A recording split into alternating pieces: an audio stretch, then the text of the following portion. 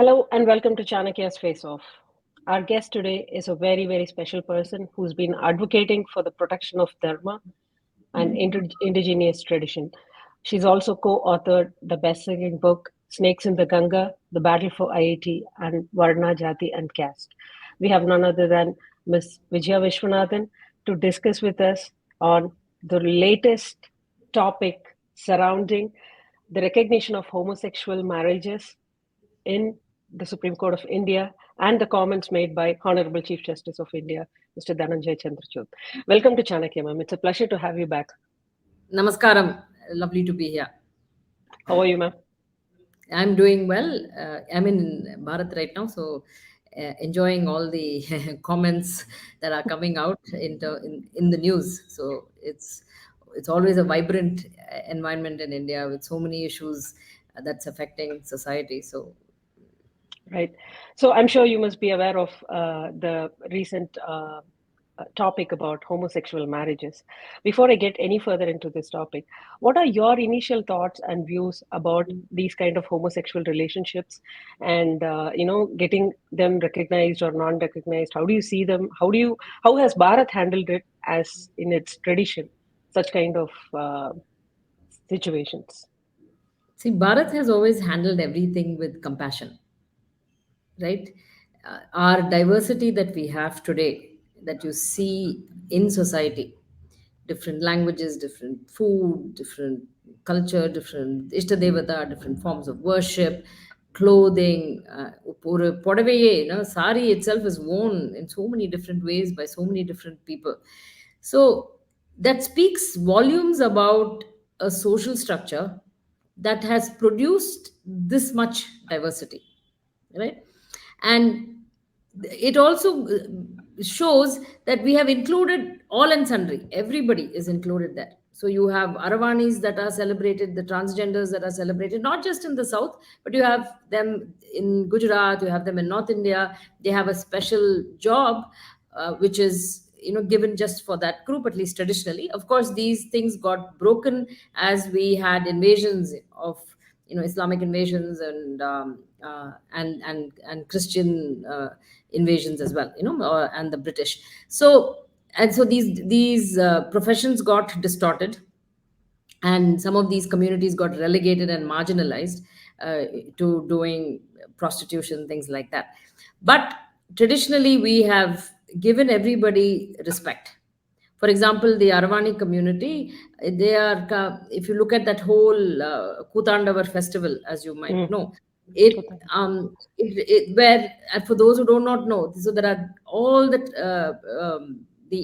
transgender people come every year to this temple called Kutandavar, and they come there to celebrate this festival. And this is nothing but and they're called Aravani because Aravan was the son of Arjuna, who was supposed to, legend has it that he was supposed to be sacrificed before the Mahabharata war. They wanted somebody as good as Arjuna in looks and valor to be sacrificed so that the war was successful. So nobody volunteered except Aravan. Aravan said, "Okay, I'll because he's the only one who had the prowess of Arjuna." So he said, "I will sacrifice myself." Complete man, complete definite man. So probably Complete that man. might, yeah. Right. A full, yeah, in all his prowess. And so he said, "I will sacrifice, but I just have one condition, that I want to enjoy marital life for one night." And none of the women wanted to marry a man, although he had the prowess of Arjuna and the great looks and the valor. But the next day they would be rendered a widow. So nobody wanted to do that. And so Mahavishnu himself comes as Mohini and marries Aravan. And then the next day, of course, he's sent for Bali. And, that's how the story goes. So the Aravanis consider themselves Mohini. They are Mahavishnu marrying Aravan. And then the next day they break their bangles and, throw away their talis because they have become widows. And that's the festival in the Kutandavar temple. So it goes to show that they were none less than Mahavishnu themselves. That's the kind of place we give. Interesting, ma'am. You brought out Aravan because the reason I gave an adjective to him is it's not just the valor of Arjuna. A complete man is a definition that has recently got challenged by the comments of Honorable Chief Justice of India, Mr. Dhananjay Chandrachud. So he has made a statement that there is no absolute man or women by their biological genes or anything. So it's kind of it's a really surprising and interesting statement. So Gender considering is what, a notion. He said gender is a notion, not yeah, a fact. gender So gender when is a you're notion. in court, you're only talking facts and logic and things like that. But here, Supreme Court Chief Justice says that gender is essentially a notion and it's complicated. Hmm. So before I talk about our Supreme Court justice, an interesting thing, similar thing happened in the US. Hmm. Uh, this Brown Jackson, Ketanji Brown Jackson was the nominee for the Supreme Court in the US, and Hmm. during the hearings for her nomination, a senator, so there's a Senate hearing, they all question this potential nominee in the US.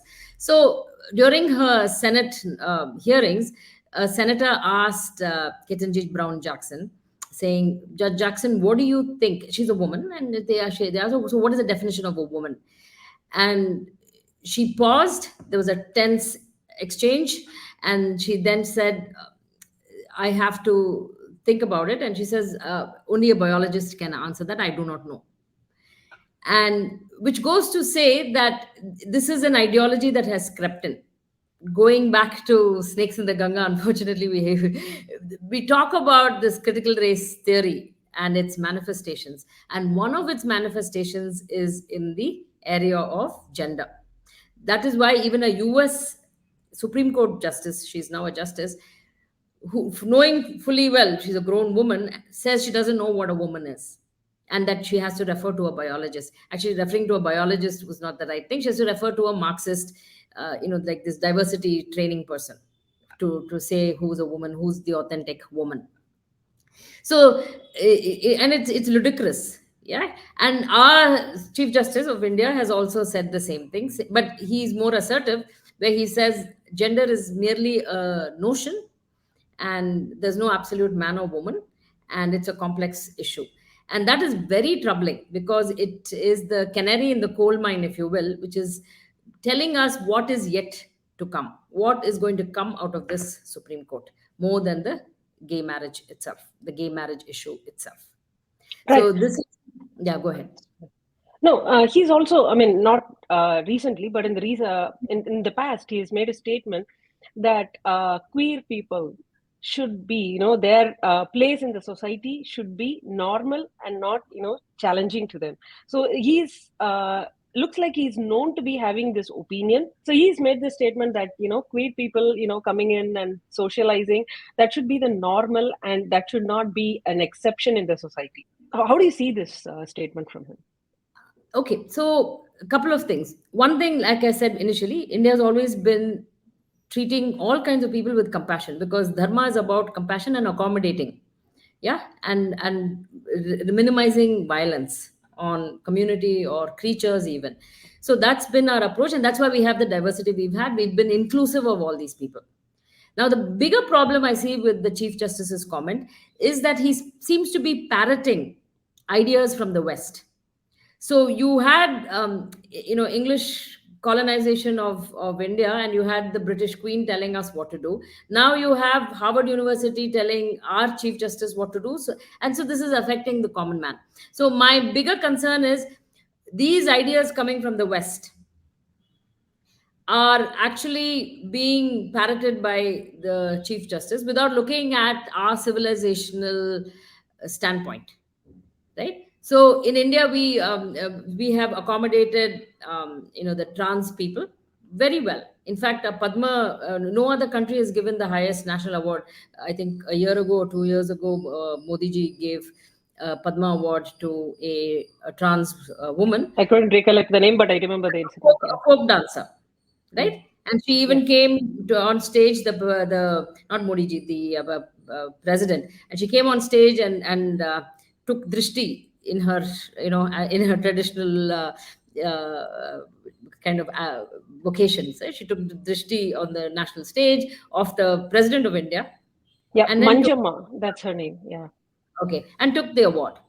right? Mhm. So we have given respect not just for namesake, but we've actually honored them in a very authentic way, and they've always been part of our community. We understand, we are not a we are a civilization that understands that there are differences, and even in this area of gender and sexuality issues, there could be people that have different orientations and could feel that they're probably wrong, born in the wrong body or whatever.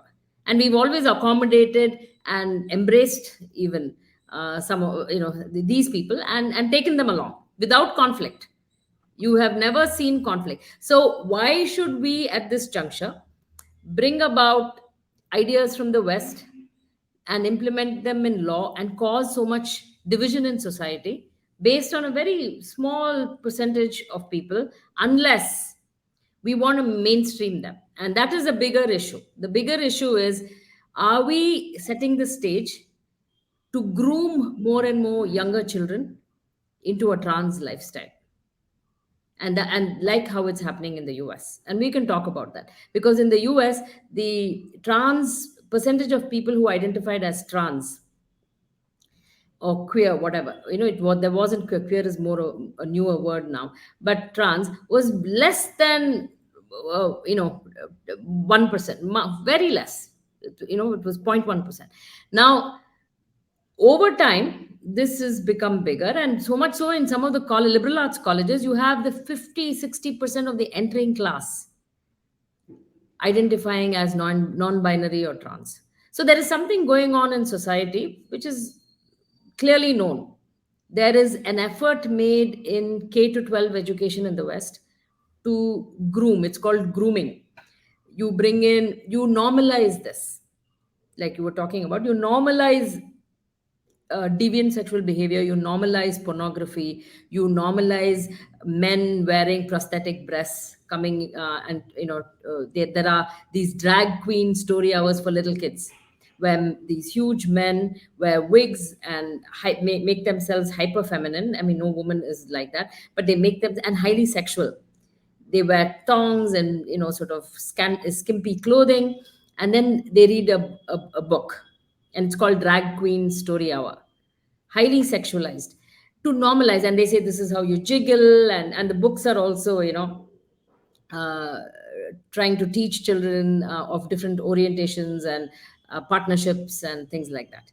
So this is clearly grooming young children to normalize all kinds of sexual behavior and orientation on the spectrum, right? Yep. In Recently, the California has even brought out. Sorry. Pardon? Recently, California has even brought out a law stating you don't need the consensus of parents if the kids, minor kids, if they want to transform into Right. a trans. So what's happening is, so they're glorifying. So by grooming, there are a couple of things. First of all, you normalize. Secondly, there's a whole other army that is, when this gender affirming care and gender affirming solutions, right? That they have. So they, in a way, they're incentivizing children to try out different genders, and saying that gender is essentially a social construct. So you can choose to be a girl or a boy, and they are subtly pushing and encouraging children. In fact, little children coming to school in America, they are allowed to change into clothes of the opposite sex in school, have different pronouns in school, unbeknownst to the parents. Yes. Okay, so they're slowly brainwashing little children to try on. It's like, okay, today you're wearing a yellow sari, try on the red sari. It might be. It's like that, and children are vulnerable, and the parents don't know this, and this is a huge divisive thing in America, in all schools, public schools, parochial schools, everywhere. And so this is essentially setting the stage to groom an entire generation who's confused about identity, their basic identity, whether they don't know if they're a man or a woman. Ma'am, the social angle to this, right? So, if gender fluidity is something, which is still being debated even in the West.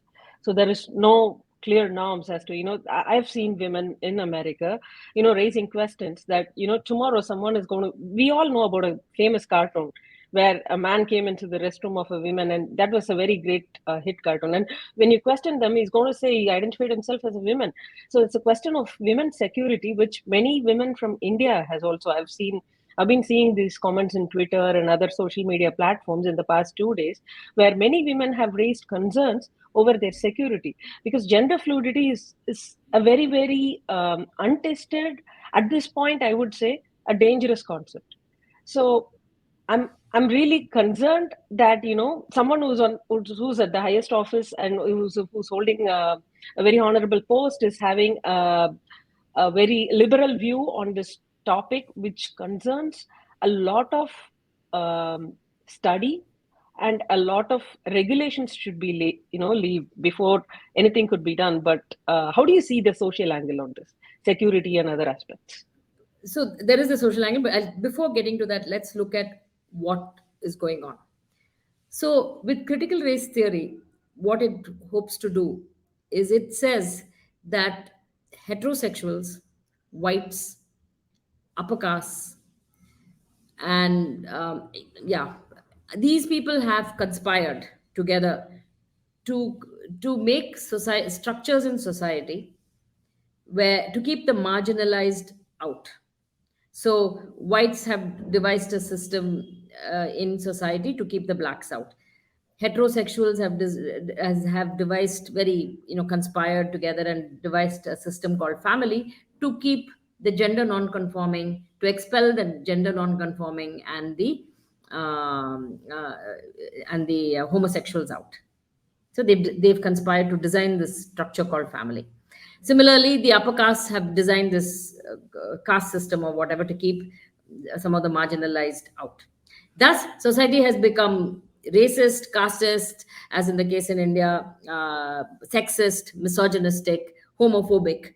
So this is Looks like essentially. world is full of oppressors. Exactly. So this is critical race theory in action. Okay. So they are going to every structure. So IIT is thing because it's casteist, we need to break it down because it's keeping people out. The entire caste is weaponized everywhere in India. In the West, whiteness studies there are to show that being regular on time and being punctual is a white characteristic. So we should break that down. So it just doesn't make sense to the average person, but this is essentially what's going on. This is the theory behind it. So the whole gender talk and legalizing homosexuality, all of that, as much as I am for rights and dignity for everybody, this whole thing is about pushing the goalpost. First it was rights for homosexuality. Even in the West it's been this way. You study the evolution of this whole LGBTQ movement, right? This alphabet soup that we've come to, LGBTQIA plus whatever, right? If you look at the evolution of it, the goalpost keeps moving little more. LGBTQ plus, yeah. Yeah. So much so that when the trans movement has come in, it is actually hijacking the gay lesbian movement, because they just when the gay lesbian movement started, they just said we don't want stigma, just allow us, we're not doing anything wrong, we're consenting adults, let us be. Fair enough. And that is, even in India traditionally we did not persecute people because of these kinds of things. Now uh, then it moved to gay marriage, and then when the trans community came in, they hijacked the whole thing. Now the gays in America, right, the homosexuals in America are saying that a child could actually be very comfortable in his body but just be a homosexual. And what the trans community is doing is grooming him to transition, have your body mutilating surgeries, things like that, and they don't like the trans community. The trans community has hijacked this whole thing, and that is because of the critical race theory that has entered to dismantle families. So that's what's going on behind all of this, is the grand plan and implementation project to dismantle the family. Now, going back to your question of how is it affecting everyone now, so you don't need to look very far, just look at the US, and then 5-10 years down the road it's happening in India. So in the US, you have, if you look at the women's sports has completely been taken over by men. Yeah, it's very unfortunate.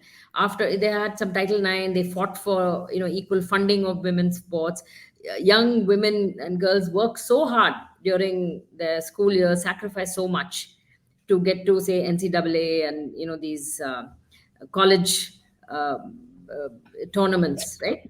And so you have this person called Leah Thomas in swimming at University of Pennsylvania, and he was actually he's a guy, and said, I transitioned and I want to participate. He was number 400 in the men's ranking in swimming, and when he so-called transitioned and became a woman under the name of Leah Thomas, he became number one, beating all the women. These were huge, massive shoulders.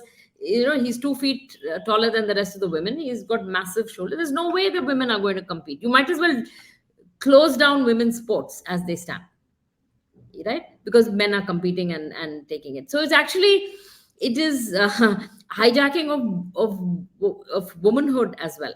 So that's happening. There was a in this MMA, right, the mixed martial arts, there's a fighter, some Fox, I think Fallon Fox or something, again a transgender a guy, saying he was a trans woman. He essentially, he fractured the skull of his opponent in the fight. So these are dangerous. Again, in contact sports, it's dangerous. So, and of course, he's celebrated because he comes off as a woman. And then social media, you should not even call him a he. You have to say it's a she. But biologically, if somebody is male, I think he deserves to be called a male, because they're coming into women's sports and crushing women. So this is happening in women's sports. Then it's happening in women's restroom. It's happening even in prisons, where men say, "Oh, I identify as a woman," and they go into women's prisons and rape all the women. As it is, prison is a violent place, and they are doing this. So this has sort of terrible consequences on women. After so many years of fighting for women's rights and getting somewhere, we have this turn in this fight in feminism, where what is a woman is so hard to even define. All that Ketanji Brown Jackson had to do was say, I know what's a woman. And maybe these days different people define it differently, but for me, I'm clear, I'm a woman. An adult biological, a female adult female is a woman. Why is it so difficult? It's not this is something that all civilizations have known for thousands of years, this binary of man and woman, and which means it has deep impact, right? For example, election quotas in India of who's a woman, there are some special quotas, so that all those go. Then there are restrooms, like you said, jobs, maternity leave. I mean, all kinds of things get affected. The impact of when you redefine something basic like man or woman, the effects on the social side are enormous. And in our country, in a country as complex as India, the legal angle is still yet to be. There's a very big question mark.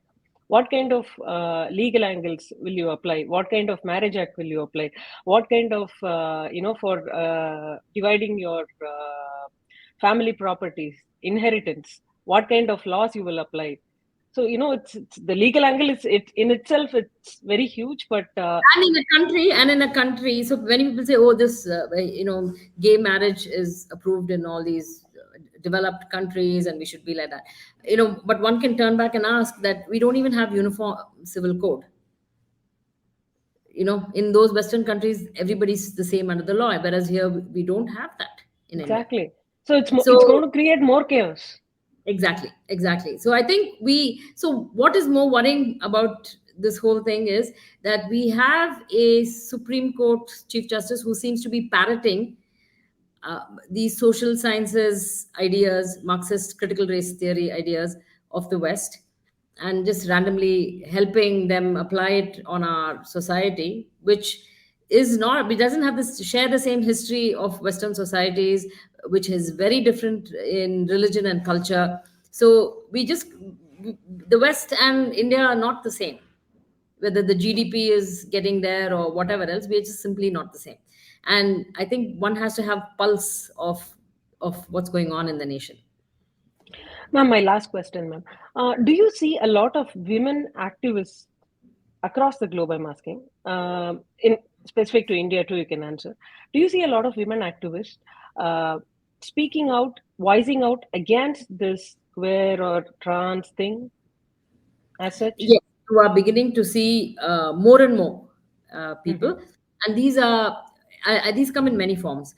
One is you find mothers who are taking very active role in schools in America because they Mm-hmm. don't want their children to be exposed to this kind of uh, teaching, right? So in the name of social emotional learning in America, the children are exposed to like how you have caste sensitivity training, race sensitivity training. You're having this training earlier and earlier in schools, where children are exposed, like I said, the drag queen story hour. In fact, Mm-hmm. people should, really consider if they, if school is really worth it, because they're not learning math or science. They're learning this. They're learning critical race theory watered down to their level, right? And they're training them in so-called critical consciousness. So they want. So there's something called critical consciousness, which means that you are awake. So the meaning of woke itself, what is woke, right? It's to be awakened to. And what is it to mean to be awakened? It is to be awakened to have this critical consciousness. It has nothing to do with critical reasoning, like how you think. It's not critically reasoning something out. It is Right. critical consciousness, which means to turn on the Marxist eye, Marxist lens, to see oppressor oppressed everywhere, to see the injustices around you. That's the education that they're getting. That is the education that they're getting, from mathematics to, in fact, there is a there's a famous example of one of these guys who does, Lindsay's his name. He talks about an example where he says that math is about turning on this, teaching them this critical social justice. So you talk about little Johnny going to, he gives this example, where he says a Johnny is going to the amusement park with his parents, driving to the amusement park with his parents. Amusement park is 60 miles away. They've covered 20 miles. How many miles are left? And then the lesson essentially goes into, asking the kids, oh, little Johnny is going to the amusement park. How many of you know what amusement park is? And many people say, I don't know. So they talk about the divide between the rich and the poor, how the rich, the capitalists, because of capitalism, they are oppressing the poor. Then little Johnny is going with two parents, mom and dad. How many of you have mom and dad? Some say I have two moms. Then we talk about homosexuality. And another one says I have only one mother, so we talk about feminism, and we talk about family issues. And then they say, okay, little Johnny's driving to the amusement park with his mom and dad. So how many of you think driving to the in your own car is a good thing? So we talk about environmentalism. So you never complete the math problem, because you're talking about homosexuality, you're talking about all these queer theories, you're talking about environmentalism, you're talking about the divide between the rich and the poor, you're talking about race issues. That's what you're talking about in a math class.